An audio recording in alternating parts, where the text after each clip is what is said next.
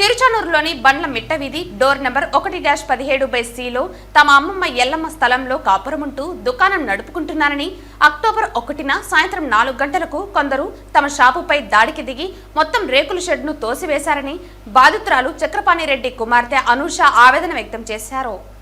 Tirupati press క్లబ్లో గురువారం media ముందు చెల్లెలతో కలిసి అనూష మాట్లాడుతూ జయచంద్ర, రమేష్, ప్రసాద్, లక్ష్మీదేవి వచ్చిన దుండగులు ఇది మా షాపని మొత్తం ఖాళీ చేయాలని చెబుతూ చూస్తుండగానే తమ కళ్ళ ముందే తమ షాపును కూల్చివేశారని ఆరోపించారు.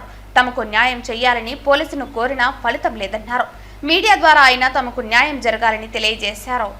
మేము తిరుచానూరు గేట్ నెంబర్ 5 దగ్గర మా మీద దాడి జరిగింది. ఆ టైంలో ఎవరు లేని ప్రకారం చాలామంది వ్యక్తులు మా మీద దాడి చేశారు. అప్పటికి నేను సిఐకి సార్కి ఫోన్ చేస్తే సిఐ సార్ అందుబాటులో లేరు, మా మీద ఏ యాక్షన్ తీసుకోలేదు. మా పక్కనే ఉన్న తిరుచానూరు పోలీస్ స్టేషన్కి వెళ్ళగా మేము కంప్లైంట్ రాసిచ్చిన ఎఫ్ఐఆర్ ఫైల్ చేయలేదు.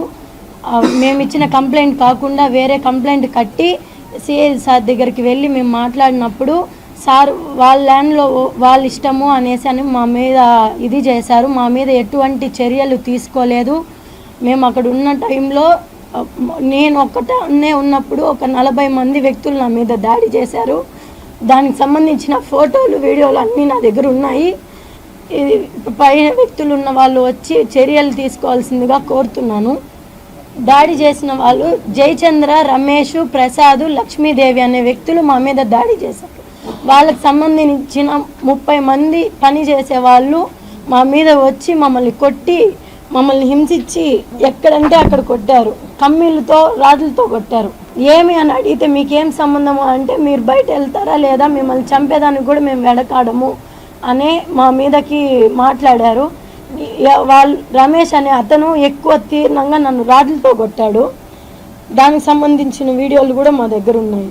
మేము షాప్లో ఉంటే ల్యాండ్ మాది అని వచ్చి మా మీద దాడి చేశారు. తిరుచానూరు గేట్ నెంబర్ 5 1-37/C ఆ ల్యాండ్కి సంబంధించింది. మేము మా తల్లిదండ్రులు లేనప్పుడు మా మీద దాడి జరిగింది. అంత చూసుకొని జేసీబీతో వచ్చి అంత పడగొట్టారు. మా సామాన్లు అన్నీ అలానే ఉన్నాయి. ఇప్పుడు కూడా మేము ఏమీ సామాన్లు కూడా తీయలేదు. మాదే, మా దగ్గర